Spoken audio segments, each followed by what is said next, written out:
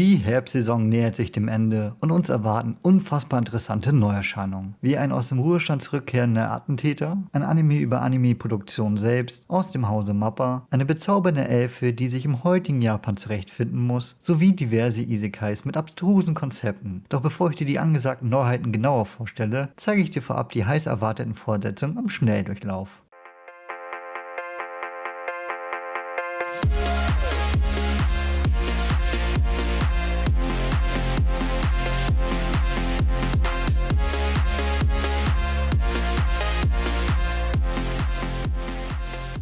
Den Anfang macht der wohl gehypteste Anime dieser Saison mit Solo-Leveling. Die Adaption des erfolgreichsten Manhwas weltweit geht endlich weiter. Jetzt, wo der Hauptcharakter endlich seine Kräfte erlangt hat, steigert sich auch die Action. Ob die Animationsqualität mithalten kann, bleibt abzuwarten. Der vorab veröffentlichte Kinofilm erfüllt schon mal die Erwartungen. Ein weiterer Leckerbissen aus dem Hause A1 Pictures ist dieser lang erwartete Fate-Spin-Off, der mal wieder mit fantastischen Animationen sowie brachialen Kämpfen glänzt. Die erste Folge ist bereits erschienen und wusste zu überzeugen. Ich freue mich daher auf den Rest. Trotz verschiedener Skandale des Autors geht auch dieser Anime in seine verdiente Fortsetzung. Die Geheimnisse um den Kaiserpalast verdichten sich, doch ebenso auch die süßen Momente zwischen den beiden Hauptcharakteren. Diese Anime-Adaption übertrifft sogar seine Manga-Vorlage durch weitere Gags, aber vor allem dank der hervorragenden Synchronstimmen. Wir sind noch lange nicht bei den 100 angekommen und ich freue mich auf die nächste Gruppe von Waifus. Der Manga-Head rund um das Erfinden bereits geschaffene Erfindung geht in die letzte Runde. Die vorherigen Staffeln waren solide umgesetzt, sodass wir auch hier einen runden Abgang erwarten können. Es gibt viele Mysterien in japanischen Schulen, nur dass die schaurigen Gestalten der Wirklichkeit entsprechen. Ich selbst habe die erste Staffel nie gesehen, die hervorragende Animationsqualität sieht jedoch vielversprechend aus. Schreibt gerne mal in die Kommentare, ob es sich lohnt nachzuholen und ob ihr euch auf die zweite Staffel freut. Der Ritter Oscar besteigt weiter den Turm, um den Fluch aufzulösen, der jede Frau in seiner Nähe ins Verderben stößt, nur um seine unglaubliche Meisterin selbst heiraten zu wollen. Bitte den Anime nicht verwechseln mit Tower of God, denn die Animation hier ist tatsächlich gut und das Mädel der Wahl keine doofe Kuh. Nach dem Fall des Dämonenkönigs streiten sich die Halbgötter darum, wer von ihnen der stärkste ist. Ist es der beste Anime der Saison? Vermutlich nicht. Jedoch hat die erste Staffel mich unerwartet überrascht. Erwartet eine banale Geschichte, die Kämpfe pausenlos aneinanderreiht, also was will man mehr? Hirn aus und Spaß haben. Nach 10 Jahren erscheint diese unerwartete Fortsetzung, in der süße Anime-Girls brachial mit Faust und Waffengewalt um ihr Überleben kämpfen. Das Animationsstudio ist eher unbekannt, hat aber animationstechnisch bisher abgeliefert, sodass auch hier gute Action erwartet werden darf. Weiter geht es mit den Action-Neuheiten. Der gefürchtete Attentäter Sakamoto verliebt sich und zieht sich daher aus der Welt der Mafiosi zurück, um seine wahre Liebe zu heiraten und eine Tochter zu bekommen. Er genießt sein friedvolles Leben und eröffnet ein kleines Geschäft in einer ruhigen Stadt mit desaströsen Folgen für seinen Körper. Der Sportmangel tut ihm über die Jahre nicht gut, sodass er mittlerweile pummelig geworden ist. Sein Frieden währt jedoch nicht lange. Sakamoto Days ist die obligatorische Jump-Manga-Adaption, die in keiner Saison fehlen darf. Heiß erwartet war das Werk, da insbesondere die Kampfszenen unglaublich cineastisch und spektakulär im Manga sind, weshalb die Wahl des Animationsstudios sehr überraschend war und der Trailer meine Zweifel bisher nicht verstummen ließen. Ich hoffe, ich irre mich und es erwartet uns einer der besten Actions dieser Saison.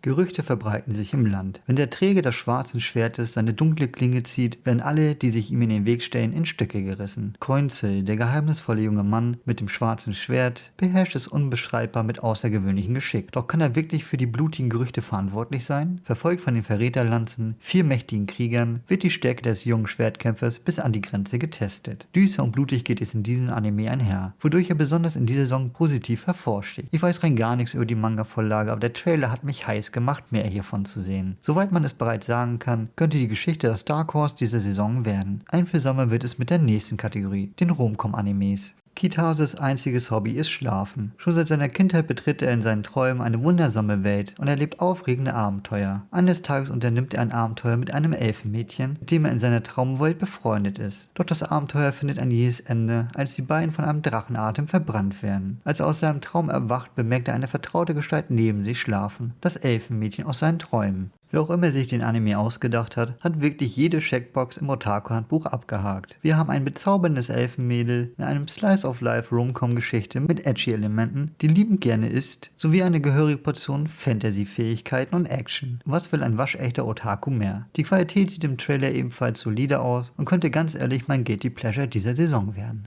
Nakamura wechselt die Klasse und begibt sich nach Okinawa, wo er sich direkt in Kian verliebt, jedoch ihren Dialekt nicht versteht. Ihre Freundin hilft ihm ständig, den Dialekt zu übersetzen. Auf der südlichen Insel beginnt eine etwas andere kulturelle Liebesgeschichte. Diese süße Slice-of-Life-Geschichte ist wohl der Rom-Com-Anime mit einem gewissen Gimmick für diese Saison. Doch wenngleich die Inszenierung unterhaltsam wirkt, ist die Prämisse eher unspektakulär. Ich hoffe, dass die ersten Episoden mich mehr überzeugen können, oder vielleicht sind wir Fans des Genres, die in den letzten Jahren auch zu sehr verwöhnt wurden. Der Highschool-Schüler Saito hat seine Klassenkameradin Akane geheiratet, das Mädchen, das seine schlimmste Feindin in der Schule ist. Ihr Leben als frisch Vermählte läuft nicht gerade gut und streiten sich ständig daher. Gezwungen, mehr und mehr Zeit miteinander zu verbringen, kommen sich die beiden zwangsweise näher. Ach, ich kann mich einfach nicht gegen gute Rom-Com-Animes wehren. Irgendetwas haben diese an sich, das mein Herz schwach werden lässt. Nisekoi ähnlich steckt auch diese Manga-Adaption in dieselbe Kerbe und ich hoffe, dass es ebenso unterhaltsam sein wird.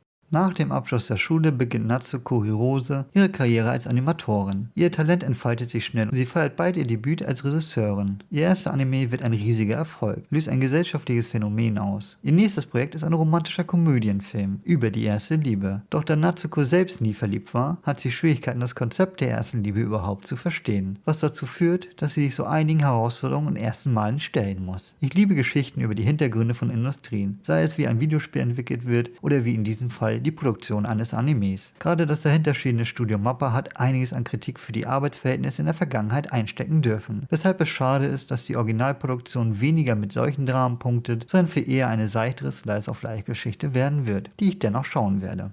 Yui und Masugu sind nicht einfach nur Kollegen, sie sind total ineinander verknallt. Seine hilfsbereite und bescheidene Art bringt sie zum Schwärmen und ihre Niedlichkeit lässt ihn wie einen Dumpfkopf grinsen. Das Problem ist, dass sie versuchen, ihre neue Beziehung geheim zu halten, um die Situation bei der Arbeit nicht merkwürdiger zu machen, als es ohnehin schon ist. Doch da sie nicht voneinander lassen können, laufen sie Gefahr, ihr kleines Geheimnis mit jedem Tag im Büro preiszugeben. Die Prämisse dieses Animes fängt da an, wo andere Animes niemals hinkommen werden, beim Arbeitsalltag eines Pärchens. Es klingt süß, die Frage ist daher nur, wie spannend es inszeniert wird, wenn die magische Frage, ob sie zusammenkommen, bereits geklärt ist. Ich persönlich werde dem Werk zumindest eine Chance geben. Mona ist das hübscheste Mädchen in der Schule und das weiß sie auch. Doch egal was sie tut, sie kann die Aufmerksamkeit des gefühlskalten Medaka nicht einfach auf sich ziehen. Also leicht gibt sie nicht auf. Medaka hingegen wurde in einem Tempel erzogen und hat den Rat erhalten, sich niemals Frauen zu nähern. Wird Mona es schaffen, mit ihren schlagkräftigen Argumenten ihn dennoch für sich zu gewinnen? Ein weiterer Harem-Anime, in dem nach einigen edgy Momenten am Anfang der Geschichte mehr Fokus auf die zuckersüßen Verstrickungen der einzelnen Mädels gelegt wird, die einem im Verlauf der Geschichte durchaus ans Herz wachsen.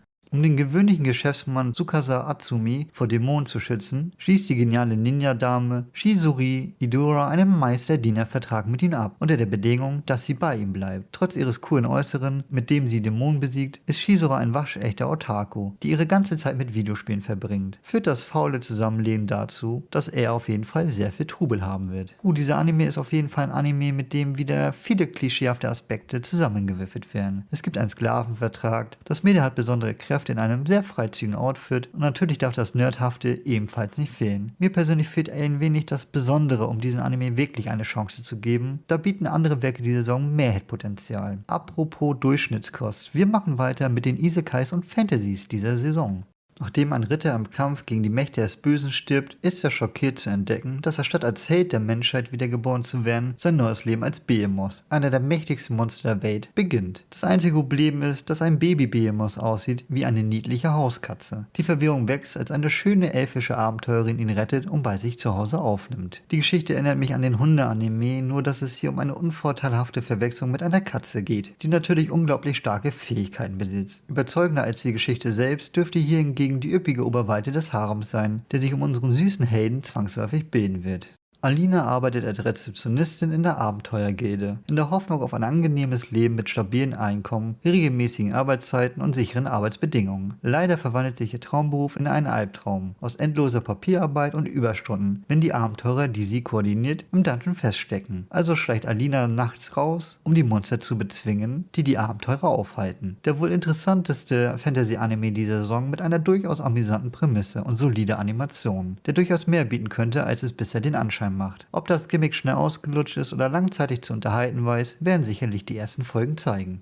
Yuka, ein roter Magier, verlässt wütend die Arang-Gruppe Thunderpike, weil er es leid ist, von den anderen Mitgliedern beleidigt zu werden. Auf der Suche nach einer neuen Gruppe trifft er seine ehemalige Schülerin Marina, Sig und Rain und schließt sich ihrer Gruppe an. Er motiviert sie, indem er seine außergewöhnlichen Fähigkeiten zeigt und gleichzeitig ihre Talente fördert. Ihr Traum ist es, die herausforderndsten Dungeons zu erobern. Doch während sie andere Dungeons erkunden, geraten sie allmählich in ein Chaos, das die gesamte Welt bedroht. Wenig Bahnbrechendes offenbart sich leider hier im Trailer, aber actiontechnisch wird diese Saison woanders deutlich mehr geboten. Während er nach der Arbeit unbeschwert seinen Abend genießt, verändert sich das Leben dieses Mannes für immer. Er wacht im Körper von Liam Hamilton auf, dem jüngsten Sohn eines kurz vor dem Zusammenbruch stehenden Adelsgeschlechts. Inmitten des Chaos erkennt Liam, dass er endlich Zeit hat, Magie zu lernen und zu praktizieren. Sobald er damit beginnt, nimmt sein Leben eine noch größere Wendung. Kann Liam die Magie meistern und seine adlige Familie retten? Isekai, check. Adelsfamilie vor dem Untergang, check. Wollte schon immer Magie lernen, check. Tja, auch dieser Anime erfüllt so manches Klischee, nur leider nichts wirklich Interessantes, was ihn empfehlenswert machen würde. Zumindest ist mir im Trailer nichts weiter aufgefallen. Oder wie seht ihr das?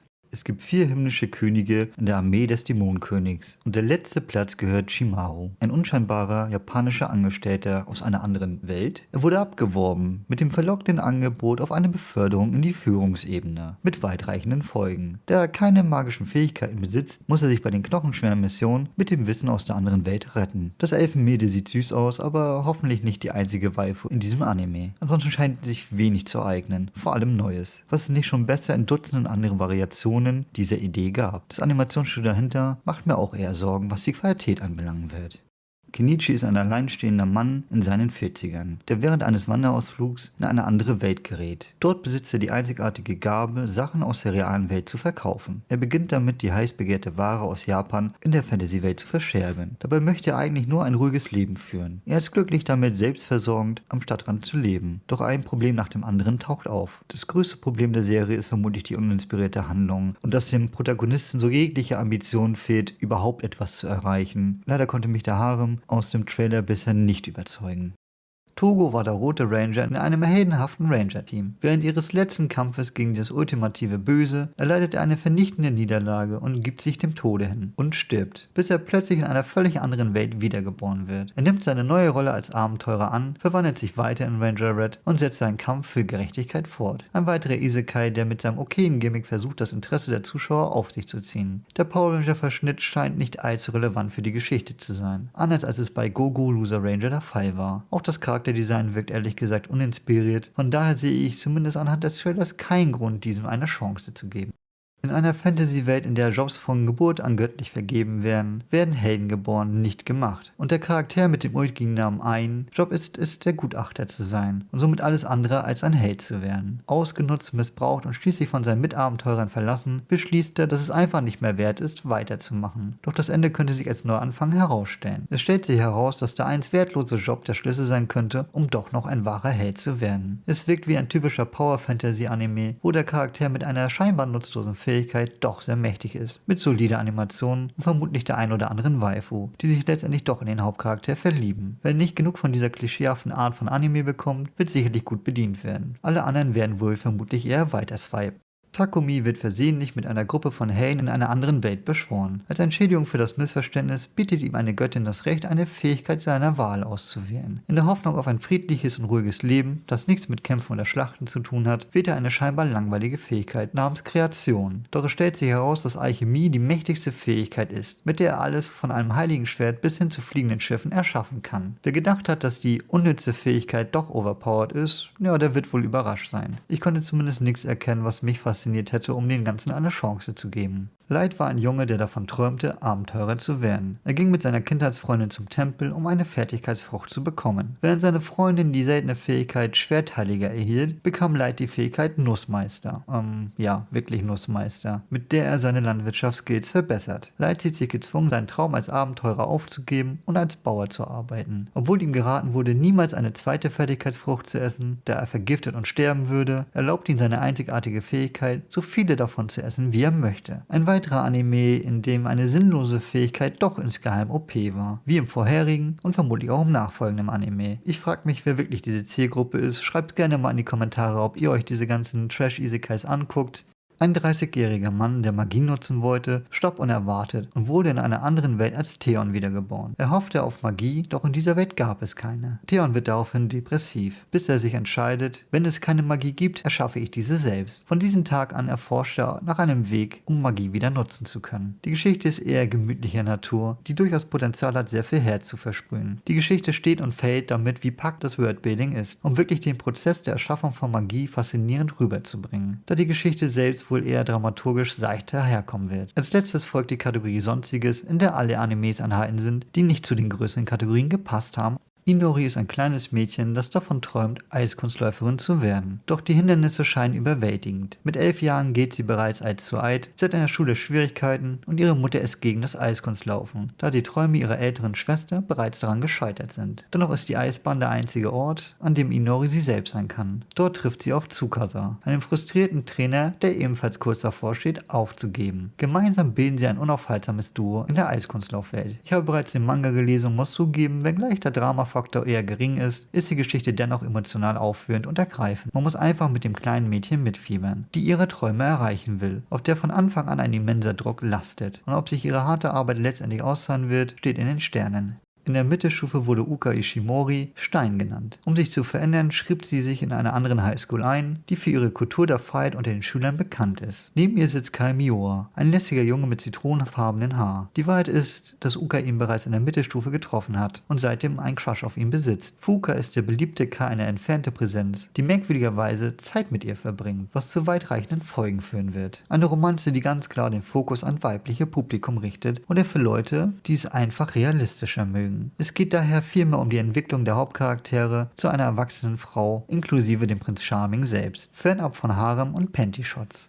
Die Schülerin Hana liebt es, literarische Werke laut zu rezitieren. Eines Tages wird sie von dem Oberschüler Mizuki eingeladen, den Rundfunkclub der Schule beizutreten, weil er glaubt, dass ihre Stimme die Macht hat, die Aufmerksamkeit der Schüler zu erregen. Ebenfalls eine eher seichtere Geschichte, die steht und fällt mit dem Tiefgang der Charaktere. Zumindest erwarte ich kein großes Drama, geschweige denn eine Liebesgeschichte. Mir persönlich wäre es zu seicht, für andere ist es genau das Richtige für ein regnerisches Wochenende. Die Geschichte beginnt mit dem 450 Jahre alten Vampir Ranmaru, der in einem alten öffentlichen Bad Teilzeit arbeitet. Er sehnt sich nach dem Blut einer 18-jährigen Jungfrau und beobachtet daher das Aufwachsen des 15-jährigen Rihito, dem Sohn des Badbesitzers. Die Serie spielt absichtlich mit der Sexualität des Vampirs und macht durchaus Andeutungen, die der vermutlich eher weiblichen Zielgruppe gefallen soll. Zu erwarten ist ein Anime, der sich selbst nicht allzu ernst nimmt und mit einer guten Witzdichte auch durchaus für Spaß sorgen kann, der auch bei vielen eher nicht auf Wohlgefallen treffen dürfte, aufgrund des jungen Alters des Protagonisten.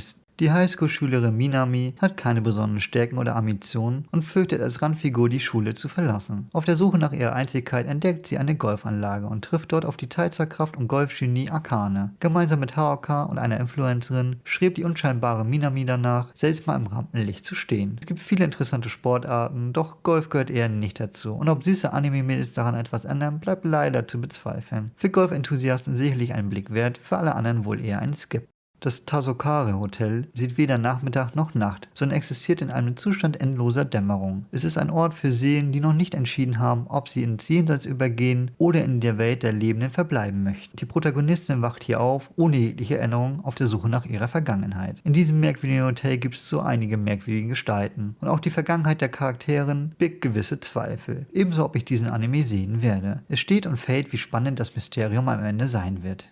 Im allgemeinen Diagnostikbereich des Universitätskrankenhauses werden Patienten gesammelt, die von anderen Ärzten als schwer behandelbar eingestuft wurden. Zudem gibt es Morde und Rätsel unbekannter Ursachen, die selbst die Polizei nicht lösen kann. Der geniale Arzt Takao enthüllt die schockierende Wahrheit hinter diesen mysteriösen Krankheiten. Dr. House als Anime mit süßer Waifu trifft es wohl am ehesten. Wenngleich der Anime nicht spektakulär erscheint, so ist es zumindest mal ein erfrischend anderes Setting abseits von Fantasy und Battle-Manga, sodass man diesen zumindest mal eine Chance geben sollte. Nach einem Verkehrsunfall erwacht der 52-jährige Beamte und stellt fest, dass er die Tochter eines Herzoges in einem Videospiel geworden ist. Um die glücklichen Enden der jungen Charaktere um ihn herum nicht zu gefährden, beschließt er, die Rolle der Bösewichtin weiterhin zu spielen. Doch ob es an der Erinnerung als liebevoller Elternteil liegt oder daran, dass er sich die lästigen ausländischen Namen nicht richtig merken kann, ist es schwieriger, als es aussieht. Dieser Anime gehört eher in die Kategorie abgedreht. Wer von den ganzen Dating-Sims-Adaptionen genug hat, kann hier mal wieder frischen Wind im Genre erwarten. Wie bei vielen Comedy-Anime steht und fällt die Serie damit, ob die Witze zünden. Der Witz als alter Mann gefangen im Körper einer Frau ist dafür leider nicht ausreichend genug auf lange Sicht.